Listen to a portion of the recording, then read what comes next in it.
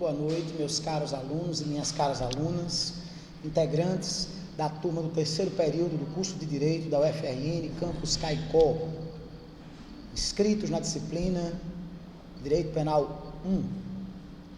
Na noite de hoje, dia 3 de julho de 2018, nós iremos abordar como temática inerente à nossa aula de hoje, o estudo dos temas erro do tipo e erro de proibição.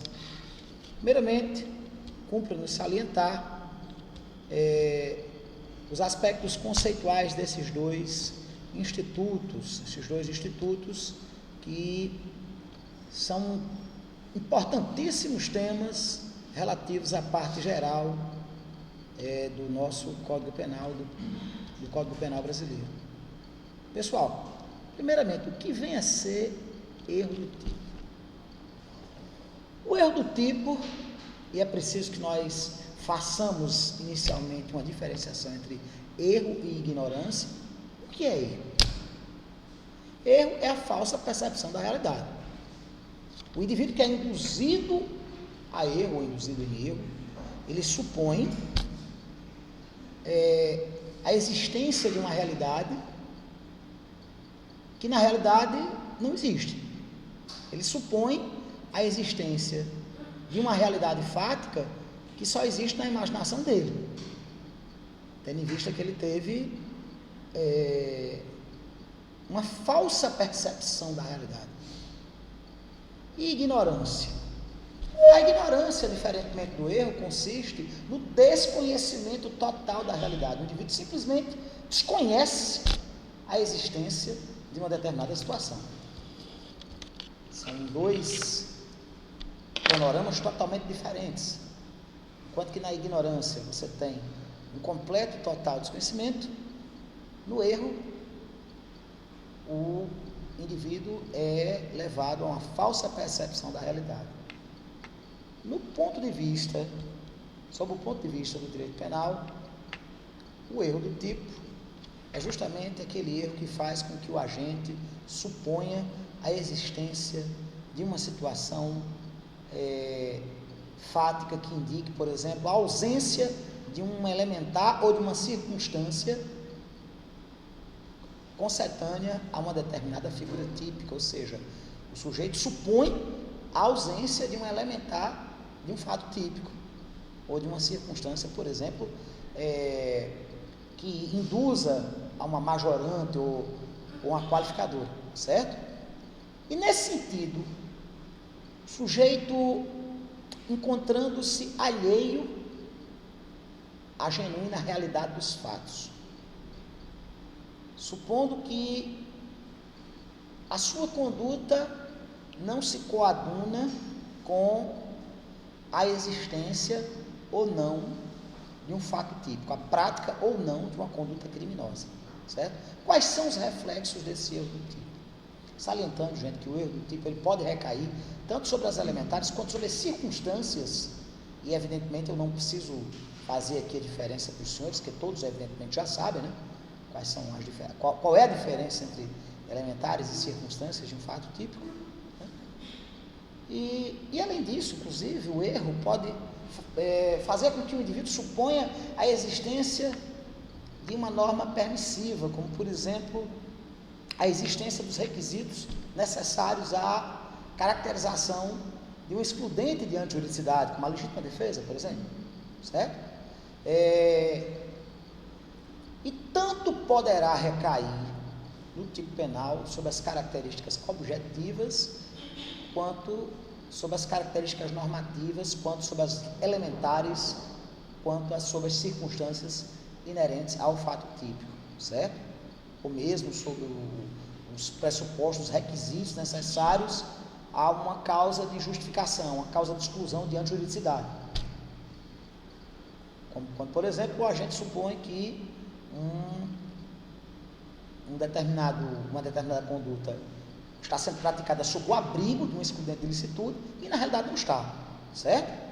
Ou seja, o erro do tipo pode recair acerca de todos os elementos, circunstâncias, majorantes, agravantes, pressupostos de uma causa de exclusão de antijuridicidade, certo? Enfim, sobre os dados principais ou acessórios de um determinado delito, de um determinado fato típico que foi referenciado pela norma penal incriminadora, certo? O erro do tipo, ele sempre excluirá o dolo se ele for evitável ou inevitável, porque o dolo é elemento subjetivo do fato típico, como nós vimos na aula de ontem, certo? Se o indivíduo praticou uma determinada conduta, a princípio criminosa, certo? Independentemente do erro do tipo ser evitável ou inevitável, a sua presença exclui a tipicidade a título de dolo, certo? Ele poderá, se o erro for, prestem bem atenção, se o erro for evitável, ele poderá responder quando o fato típico tiver a previsão daquele crime sob a forma culposa, ele poderá responder culposamente. Mas ele não poderá responder dolosamente, haja visto que o erro do tipo sempre exclui o dolo, tendo em vista que, pelo fato do dolo tratar-se de um elemento subjetivo do tipo, caracterizado pela vontade ou pela assunção do risco da conduta criminosa, do resultado criminoso, certo? A presença do erro do tipo afastará a incidência do dolo. O agente poderá responder, eventualmente, se o erro for evitável, a título de culpa, certo? Existe um fenômeno denominado de crime putativo, ou delito putativo. Prestem bastante atenção nessa expressão. O delito putativo é aquele delito em que o indivíduo ele considera equivocadamente, erroneamente, que a conduta realizada por ele constitui um crime, quando na realidade a conduta por ele praticada é um fato verdadeiramente atípico, trata-se de um completo irrelevante penal. Ou seja, o delito putativo por erro do tipo consiste na circunstância justamente oposta ao erro do tipo em que o agente supõe a ausência de uma circunstância, de um elementar, de um dado, seja principal ou acessório de um determinado crime, e o pratica, certo? Supondo que não está cometendo crime nenhum. O delito putativo é justamente a situação oposta, certo? O agente equivocadamente supõe que a conduta por ele realizada trata-se de um crime, trata-se de um fato típico, mas na realidade é um fato atípico. Existem 3 espécies diferentes do delito putativo. Existe, primeiramente, o delito putativo por erro de proibição. Certo? O que significa esse delito putativo por erro de proibição? O agente supõe que a norma penal incriminadora proíbe aquela conduta, quando na realidade aquela conduta é completamente lícita, completamente legal, certo? Existe o chamado erro de proibição, certo? Muito bem. Além disso, existem outros 2 tipos de delito putativo por erro do tipo, certo? O segundo deles, meus amigos e minhas amigas, é denominado pela doutrina penalista como delito putativo por erro de tipo. Acontece quando o sujeito pretende praticar um determinado crime, mas vem a cometer um indiferente penal, vem a cometer um fato totalmente irrelevante à luz do direito penal, certo? O sujeito supõe a existência de um elementar da conduta criminosa, um elementar daquele tipo penal, certo? Quando na realidade esse elementar inexiste. A doutrina traz alguns exemplos bastante interessantes. Por exemplo, uma gestante, uma mulher que esteja grávida, pretendendo praticar o delito de aborto, ingere uma determinada medicação que ela supõe ser abortiva, certo? Quando na realidade, ou ela não está grávida, certo? Ou aquele medicamento não tem propriedades abortivas, ou seja, existe aí a ausência de um elementar da conduta criminosa. Por quê? Se ela não está grávida, ou se a substância que ela ingere não é abortiva, obviamente que não existe aborto, certo? Ela praticou um delito putativo em face à presença desse erro do tipo, certo? Qual é a diferença entre erro do tipo? Sim, existe outra espécie, o delito putativo provocado por obra do agente provocador, um terceiro, certo? Supõe estar provocando uma conduta criminosa, quando na realidade, por exemplo, em face da ausência de habilidade para a prática daquele crime, a conduta por ele realizada é indiferente penal. No exemplo da mulher grávida, vamos supor, o rapaz namora uma menina, ela engravida e ele deseja que ela não dê prosseguimento à gravidez. E ele lhe entrega uma determinada substância, por exemplo, um medicamento que ele supõe ser abortivo, quando na realidade não há nenhuma propriedade abortiva, não há nenhuma possibilidade, um verdadeiro exemplo de crime impossível, certo? E evidentemente isso excluirá inteiramente a tipicidade da conduta, certo? Qual é a diferença, qual é a distinção, meus amigos e minhas amigas, entre o erro do tipo e o delito putativo por erro do tipo? A distinção, ela se perfaz diante da vontade do agente que pratica a conduta, certo? Em um, o agente não quer cometer o tipo, não quer praticar o crime e acaba praticando, certo? No tocante aos seus aspectos objetivos. Falta-lhe o dolo, certo? No erro do tipo, o agente supõe a inexistência, supõe equivocadamente, por erro, a inexistência de uma elementar da conduta, ou de uma circunstância, ou de uma qualificadora, ou enfim. Ou ele acha que há uma excludente de ilicitude, quando na realidade não há, certo? E ele acaba vindo a praticar uma conduta, quando na realidade faltou-lhe o elemento subjetivo do tipo do dolo, certo? Se o erro for absolutamente inevitável, ele não responderá por crime algum. Do contrário, se o erro for evitável, ele responderá pela forma culposa do delito, certo? No que diz respeito ao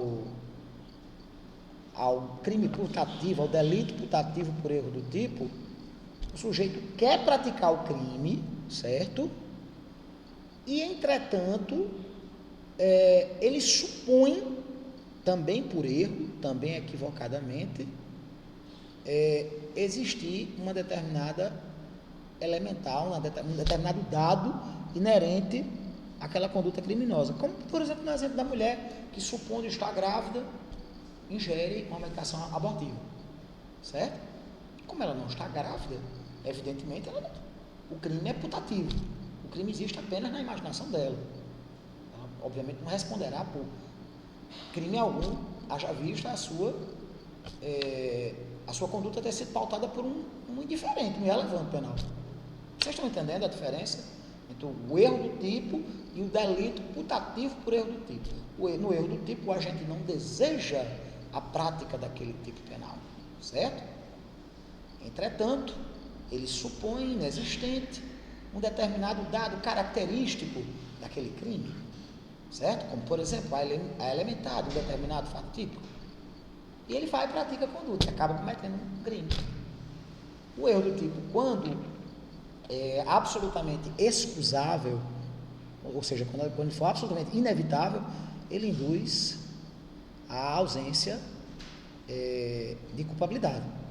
O erro do tipo excusável, ou seja, aquele que seria evitável se o agente tivesse tido um pouco mais de critério, um pouco mais de cuidado, induz a tipificação da conduta na forma culposa do delito, certo? Ao passo que, ao contrário, o delito putativo por erro do tipo consiste justamente no inverso. O agente deseja praticar o crime, mas vale-se, por exemplo, de meio ineficaz para a obtenção do resultado, né? Ou então, simplesmente inexiste alguma elementar inerente àquele tipo penal, certo? Alguma dúvida, minha gente, até agora? Pessoal, alguma dúvida? Não? Vamos agora tratar, minhas caras amigas e meus caros amigos, acerca das espécies, das formas do erro do tipo. Primeiramente, cumpre-nos discorrer acerca da forma de erro do tipo denominado de erro do tipo essencial. O que significa esse tal erro do tipo essencial? O erro do tipo essencial é aquele, gente, em que qualquer pessoa incorreria, certo? O erro do tipo essencial é aquele que versa acerca das elementares ou circunstâncias inerentes à conduta, certo? É aquele que o agente incorre numa falsa percepção que impede o agente de compreender a natureza criminosa daquela sua conduta, certo? Quando, por exemplo, o agente mata um ser humano supondo estar matando um animal feroz, um animal bravio, certo? Esse erro do tipo, ele recai sobre as elementares e sobre as circunstâncias do tipo penal, certo?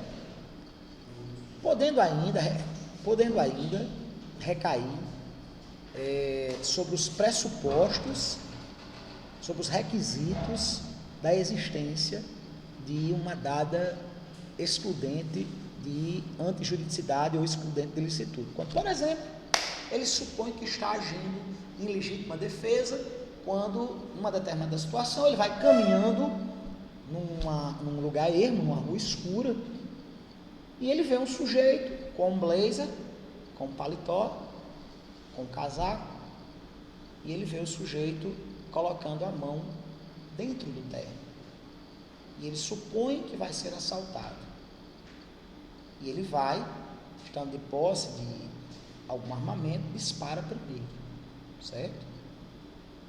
Esse erro do tipo recair sobre os pressupostos essenciais de uma excludente de ilicitude, qual seja a da legítima defesa.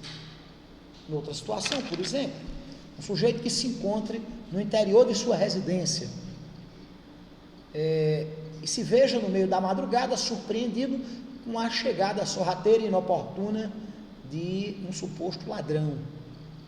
Ele vai, mune-se de uma arma de fogo que tem em casa e atira, na realidade, no seu filho que chegara de uma festa tarde da noite e fora vítima de tamanha tragédia, de tamanha circunstância absolutamente adversa, certo?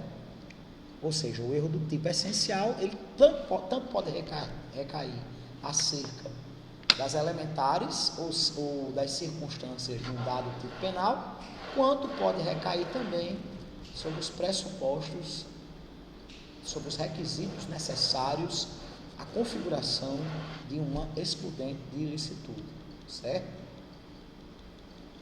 O erro do tipo poderá ser invencível, ou também chamado excusável. O que significa isso? Quando o agente incorre no erro do tipo invencível ou excusável, o que significa excusável? Excusável é aquilo que se pode excusar, né? Que se pode desculpar, justificar, né?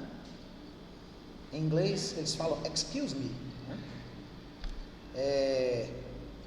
No sentido de pedir licença, pedir permissão. Excuse me, please, né?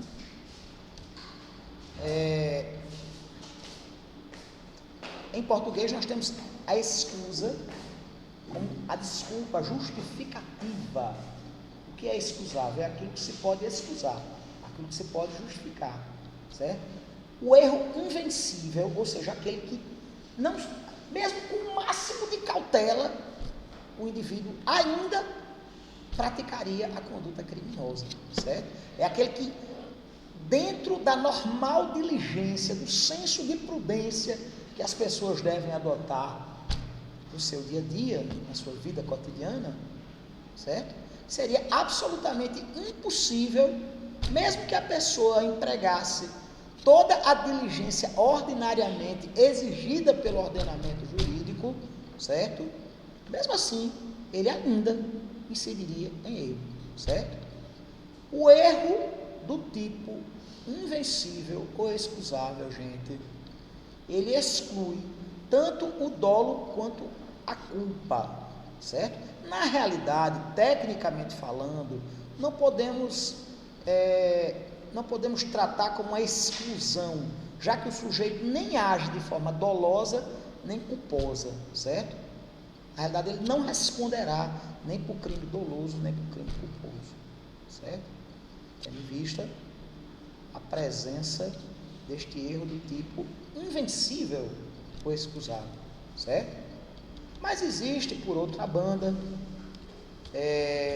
o chamado erro vencível, ou também denominado de erro inexcusável ou culpável, certo? Esse tipo de erro do tipo, me permitam um trocadilho, essa espécie de erro do tipo, né? Caracteriza-se, pessoal, justamente pelo fato de que o agente, em condições normais de diligência, de atenção, de cuidado, de cautela, ele não teria incorrido no erro. O erro vencível ou culpável é aquele que pode ser evitado pela diligência, pela prudência, pela atenção, pela cautela, certo? Que todo mundo deve ter na prática dos seus atos, certo? Na prática dos atos da vida. Nessa situação, gente, o indivíduo incorre verdadeiramente em imprudência ou em negligência, certo? Nessa situação, se ele tivesse cometido aquela conduta com um pouco mais de prudência, certo? Com a prudência normal exigida pelo ordenamento jurídico, ele não teria praticado aquele crime, certo? Ele não teria cometido o erro no qual o agente incidiu, no qual ele incidiu, certo? E, portanto, não haveria a prática criminosa. Essa espécie de erro do tipo denominada de vencível ou culpável, certo? Ela exclui o dolo, mas ela não exclui a culpa, certo? Desde que, obviamente, o crime tenha a previsão da sua forma culposa lá na previsão em abstrato feita pelo nosso legislador penal, certo, gente? Ou seja, esse erro do tipo, diferentemente do erro do tipo invencível ou excusável, ele não afasta o dolo e a culpa, ele afasta apenas o dolo. Mas o agente responderá pela forma culposa daquele tipo penal. Vocês entenderam? Vamos lá. Alguma dúvida, gente? Existe, pessoal, um fenômeno denominado de discriminantes putativas. discriminantes putativas. O que significam essas tais discriminantes putativas? As discriminantes putativas, elas acontecem quando o sujeito, levado a erro pelas circunstâncias fáticas inerentes, meninas, por favor, pelas circunstâncias fáticas inerentes ao caso concreto, ele supõe equivocadamente que está agindo sob o abrigo de um excludente de ilicitude, quando na realidade isso só acontece na cabeça dele, quando na realidade isso só acontece na falsa percepção da realidade que o agente equivocadamente foi induzido a ter pelas circunstâncias fáticas inerentes ao caso concreto. Só fazendo aqui, gente, uma pequenina digressão, só abrindo uma janelinha do Windows, certo? Para tratarmos de um assunto que ainda será por nós visto posteriormente. Quais são as 4 causas de exclusão da antijuridicidade previstas pela parte geral do Código Penal brasileiro? Nós temos a legítima defesa, nós temos o exercício regular do direito, nós temos o estrito cumprimento do dever legal e nós temos o estado de necessidade. Essas são as 4 causas de exclusão de antijuridicidade ou de ilicitude, às quais a parte geral do Código faz referência, certo? Nessas situações, prestem bastante atenção, porque embora isso vá ser tratado a posterior, mas, de todo modo, prestem bastante atenção. Nessa situação, o agente é isento de pena simplesmente porque não há ilicitude, não há antijuridicidade. E se não há antijuridicidade, gente, o que é que acontece? Não há crime, certo? Não há crime. Simplesmente não há crime. A presença de uma causa de exclusão de antijuridicidade simplesmente induz a atipicidade da conduta. Não há crime, certo? Em face à ausência da antijuridicidade, certo? Elas são suficientes para isentar de pena o agente que incorra numa prática a princípio típica, né? Um fato a princípio típico, mas que por uma causa de exclusão de antijuridicidade, certo? Que independentemente da corrente doutrinária, mesmo que você entenda o delito como uma realidade, a infração penal como uma realidade composta apenas de tipicidade e antijuridicidade, se falta a antijuridicidade, logicamente não há a existência do crime, certo? Muito bem. Nas situações em que o agente incorre numa excludente de antijuridicidade, que na realidade não existe, tendo em vista o agente ter sido induzido em erro, ou seja, quando na realidade houver esse fenômeno das discriminantes putativas, certo? Sempre que vocês ouvirem essa expressão putativa, lembrem-se de que isso diz respeito a algo que não existe, que é apenas imaginário, isso é apenas suposto, certo?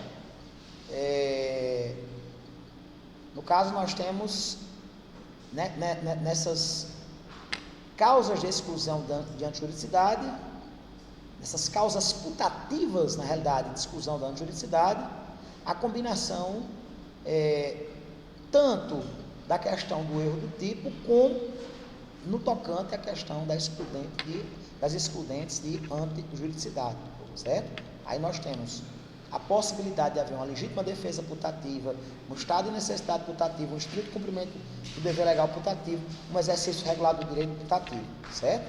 Vamos aqui a exemplos para que vocês possam entender. Questão de uma legítima defesa putativa. Nessas situações, o agente incorre em erro, certo? Acerca da existência de uma agressão. O erro do tipo caracteriza-se, certo? Pela pretensa existência, pela suposição pelo agente que incorre em erro, certo?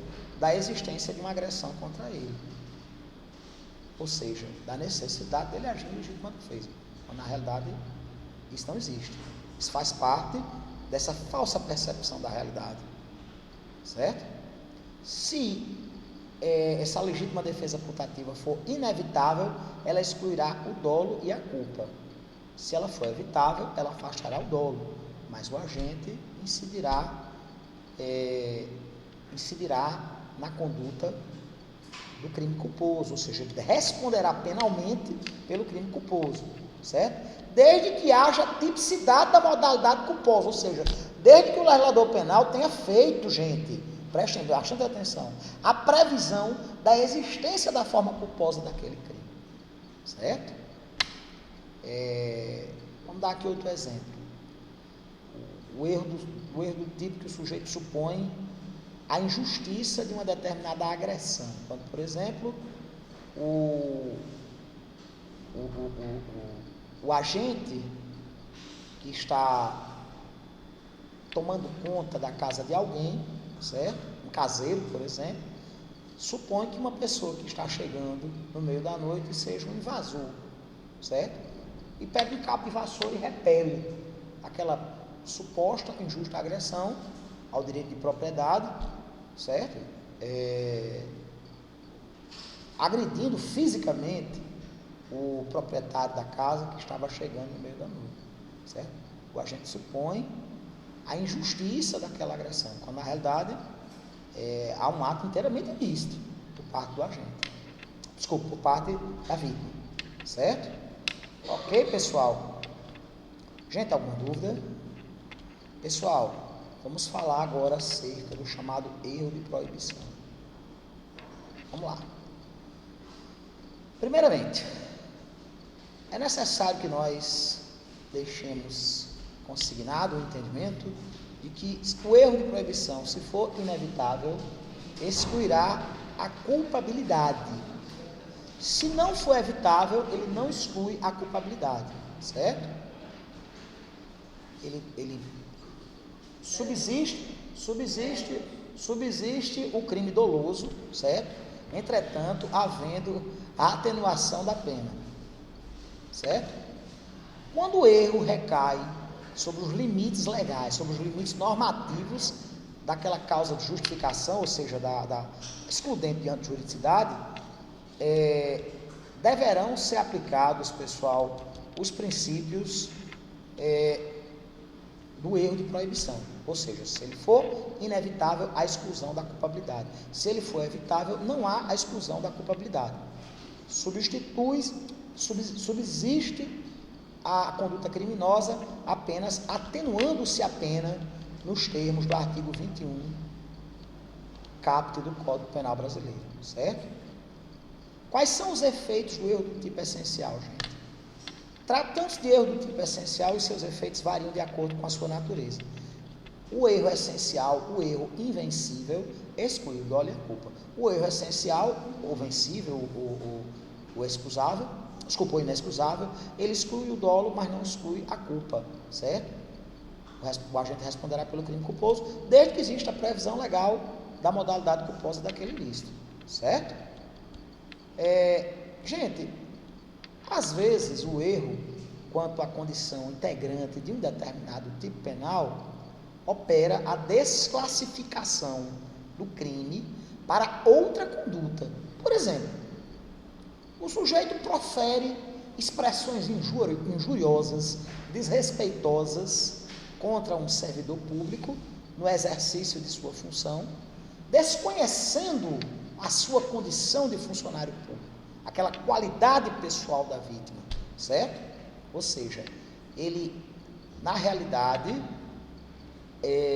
deverá responder pelo crime de injúria e não pelo crime de desacato, certo? Quando, por exemplo, vamos criar aqui uma situação interessante, o oficial de justiça, certo? Não se apresente, chegue com um mandado para ser cumprido na casa de alguém, e ele não se apresentou, ele não mostrou o seu distintivo, a sua carteira, né? Nem tampouco informou a sua condição de servidor público, certo? E essas características fáticas desse caso concreto, essas circunstâncias fáticas do caso concreto, fizeram com que a pessoa Suposto que ele não era funcionário público, no exercício de suas funções, certo? E diz, você sai daqui, se eu não sei o que e tal, e agride, e você não é de nada e tudo mais. Na realidade, se ele não tivesse sido induzido nesse erro, ele deveria responder pelo crime do artigo 331 do Código Penal Brasileiro, que é o crime de desacato. Só que, na realidade, em razão dessas circunstâncias inerentes ao caso concreto, certo? Porque este erro atingiu uma condição essencial, uma condição necessária, aquele enquadramento daquela conduta como sendo crime de desacato, operar-se-á a desclassificação do delito, certo? Gente, o erro poderá ser provocado por terceiro, certo? O erro provocado por terceiro pode ser espontâneo, quando o sujeito incide em erro, sem a provocação do terceiro. Mas ele poderá ser provocado, quando o sujeito é induzido a erro por uma conduta de um terceiro agente, certo? O terceiro responderá com dolo ou culpa, de acordo com o elemento subjetivo do seu induzimento, certo? Se o erro pré-ordenado por terceiro ele for doloso, consequentemente o sujeito responderá pela modalidade dolosa do crime, certo? O agente provocador responderá pelo crime a título de dolo. Se, ao contrário, o erro provocado por terceiro tiver uma natureza meramente culposa, ou seja, quando o terceiro, por exemplo, agir com imprudência, negligência ou imperícia, esse terceiro, esse agente provocador, responderá pelo crime, se houver a previsão legal, a título de culpa, certo? Qual é, portanto, pessoal, a posição deste terceiro provocador? Ele responde pelo crime a título de dolo ou culpa, de acordo com o elemento subjetivo do seu induzimento, certo? O induzimento ao crime. E a posição do provocado, aquela pessoa que foi induzida em erro por terceiro? Se essa provocação tratar-se de erro invencível, o agente não responderá pelo crime nem a título de dolo, nem a título de culpa, certo? Mas se o erro for vencível, ele não responderá a título de dolo, porém, responderá a título de culpa, se houver a previsão na norma penal incriminadora da modalidade culposa daquele ilícito, certo? Se o terceiro provocador e o agente que diretamente praticou o crime agirem dolosamente, certo? Não haverá erro. Ambos responderão pelo crime doloso, certo? Em face à participação, certo? Haverá participação de um agente provocador, certo? Mas ambos responderão dolosamente pela conduta. Se o terceiro age culposamente e o agente que diretamente pratica o crime age dolosamente, não há erro provocado pelo sujeito, diante do fato de que o sujeito não incidiu em dolo no tocante ao erro. Ou seja, não há participação culposa em crime doloso. Lembrem-se disso. O terceiro responderá por crime culposo e o sujeito responderá pelo delito em sua forma dolosa, certo? Existe um outro tipo de erro, gente, chamado, vou já terminando, antes que Mirlene vem aqui me chamar para dar aula no quinto período. Pessoal, existe uma outra modalidade de erro, chamado de erro acidental, certo? O que vem a ser esse tal de erro acidental? O erro acidental é aquele que não versa sobre os elementos ou as circunstâncias inerentes ao tipo, certo? Incidindo tão somente sobre dados meramente acidentais do delito ou sobre a conduta de sua execução. É aquele erro que não impede o sujeito de compreender a ilicitude de seu comportamento, o caráter ilícito de sua conduta. Mesmo que não existisse, ainda assim a conduta seria antijurídica, certo?